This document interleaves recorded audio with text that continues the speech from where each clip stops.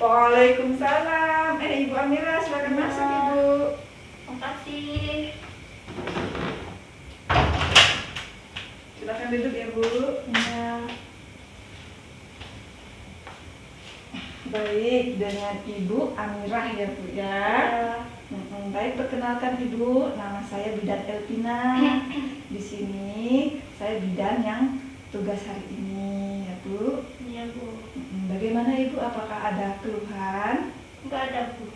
Nggak ada. Jadi ini datang untuk kontrol ya Bu ya. Ini habis melahirkan ya Ibu Amirah ya? Iya. Iya, melahirkan hari ketiga ya Bu ya. Iya Bu. Baik Ibu, sebelum saya periksa Ibu, di sini saya bertugas untuk memberikan konseling kepada Ibu tentang tanda bahaya dari masa nifas ya Bu ya. Masa nifas itu habis melahirkan ya Bu ya. Nah, di sini saya ingin menjelaskan, memberi pengetahuan kepada Ibu tentang tromboflebitis. Apakah Ibu bersedia? Iya Bu, bersedia Bu. Baik. Apakah Ibu pernah mendengar tentang tromboflebitis ini Bu?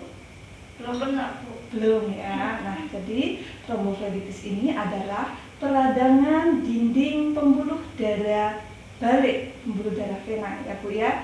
Dan biasanya disertai dengan pembentukan bekuan darah atau trombus. Nah, kenapa tromboflebitis ini bisa terjadi? Penyebabnya apa? Yang pertama, bisa karena perubahan laju peredaran darah. Penyebabnya ya Bu ya, karena perubahan laju peredaran darah. Bisa jadi karena sirkulasinya tidak lancar ya Bu ya. Yang kedua yaitu perlukaan pada lapisan dinding dalam pembuluh darah. Dan yang ketiga, karena kelainan darah ya Bu ya. Selanjutnya nih Bu, apa aja faktor resiko dari tromboflebitis ini? Nah, yang berisiko mengalami tromboflebitis ini adalah seseorang yang habis operasi. Nah, habis operasi ini terjadi perluasan infeksi kepada endometrium. Endometrium itu rahim ya Bu ya. Ada perluasan infeksi di sana. Terjadi resiko kepada siapa lagi? Kepada seseorang yang memiliki varises pada vena. Varises tahu ya Bu ya. Lalu yang obesitas, seseorang yang obesitas itu kegemukan. Selanjutnya yang sebelumnya pernah mengalami tromboflebitis, jadi bisa berulang lagi tromboflebitisnya dulu. Selanjutnya pada seseorang yang berusia lebih dari 30 tahun.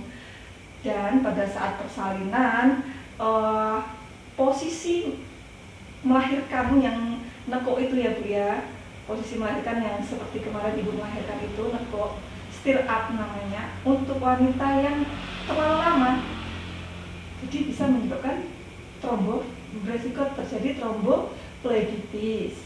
Yang selanjutnya yaitu karena trauma. Lalu ada lagi karena adanya kanker yang terjadi pada salah satu pembuluh darah. Gitu ya Ibu ya.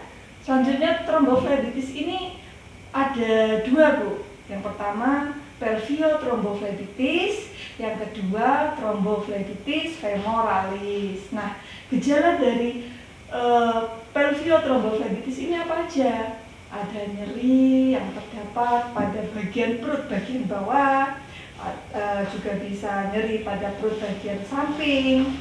Timbul biasanya pada hari kedua sampai ketiga masa nifas Bu, dengan atau tanpa panas. Biasanya ibunya itu menggigil berulang kali. Nah, kondisi seperti ini disertai dengan suhu badan naik, turun naik secara tajam. Kadang 36, kadang 40, jadi suhunya itu naik turun. Dan kondisi juga cenderung terbentuk nanah, menjalar kemana-mana, dari rahim menjalar kadang sampai ke paru-paru. Nah, selanjutnya gejala selanjutnya yaitu abses pada panggul. Pada abses ini yaitu adanya pembengkakan pada panggul yang berisi nanah ya Bu ya. Nah, selanjutnya kita ke gejala dari tromboflebitis femoralis. Apa aja gejalanya yang untuk tromboflebitis femoralis ini? Yang pertama, sebenarnya keadaannya tetap baik. Nah, suhu badannya juga enggak terlalu panas. Dan ini terjadi pada hari ke-7 sampai ke-10 gejalanya. Yang lain yaitu kaki biasanya dalam keadaan nekuk gitu ya Bu ya. Terus bagian dalam salah satu kaki itu kalau dipegang itu terasa tegang dan keras. Dan ibu merasakan nyeri hebat pada lipatan paha. Nah, selanjutnya penanganan dari tromboflebitis ini sendiri apa? Yang pertama, kita anjurkan untuk bisa ibu mencegah terhadap radang pada rahim ini, juga terhadap tromboflebitis ini dengan cara apa? Dengan cara menggunakan teknik aseptik yang baik. Teknik aseptik yang baik itu seperti apa? Misalnya, ibu mencegah terjadinya infeksi dengan teknik kesterilan yang baik, misalnya cuci tangan, untuk merawat lukanya dengan alat-alat yang bersih, yang baik, yang steril ya Bu ya. Selanjutnya dianjurkan kepada penderita tromboflebitis ini untuk tirah baring, tiduran. Untuk apa tiduran ini? Untuk memantau gejala penyakit dan mencegah terjadinya emboli pulmonum ya Bu ya, atau penyumbatan pada paru-paru, emboli pulmonum itu ya Bu ya. Selanjutnya kita anjurkan pada penderita tromboflebitis ini untuk ambulasi dini, artinya untuk bergerak jalan-jalan lebih cepat. Maksudnya misalnya habis melahirkan jangan tiduran terus, diharapkan untuk bisa beraktivitas, jalan-jalan pagi gitu ya Bu, jangan sering duduk ya.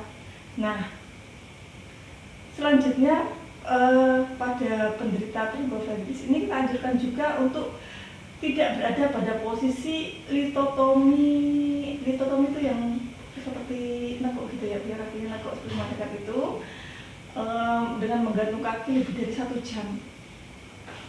Nggak boleh lebih dari 1 jam, nggak boleh. Terus kita anjurkan juga untuk menggunakan stocking pendukung bagi ibu yang mengalami varises. Varises tahu ya Bu ya. Lalu kita anjurkan juga untuk memakai stocking pendukung sebelum bangun pagi dan melepasnya setiap 2 kali sehari buat melihat apakah kondisi kulitnya baik ya. Nah, selanjutnya dianjurkan juga pada pasien tromboflebitis ini untuk tirah baring dengan mengangkat bagian yang terkena, artinya tiduran sambil kakinya ditinggikan supaya aliran darahnya lancar gitu ya. Apakah sampai di sini Ibu mengerti? Mengerti Bu. Mengerti ya. Nah, sekarang kalau begitu, kalau Ibu merasa sudah mengerti, bagaimana kalau kita evaluasi lagi ya Bu ya, supaya lebih ngerti ya Bu ya. Tadi tromboflebitis itu apa Bu? Pembekakan kaki. Iya, pembekakan pada kaki ya Bu ya. Penanganannya tadi gimana Bu? Bisa tiduran dengan kakinya tinggi ya Bu ya. Baik, sampai di sini apakah ada pertanyaan Ibu? Nggak ada Bu. Nggak ada ya Bu ya. Baik, kalau begitu saya dokumentasikan dulu ya Bu ya.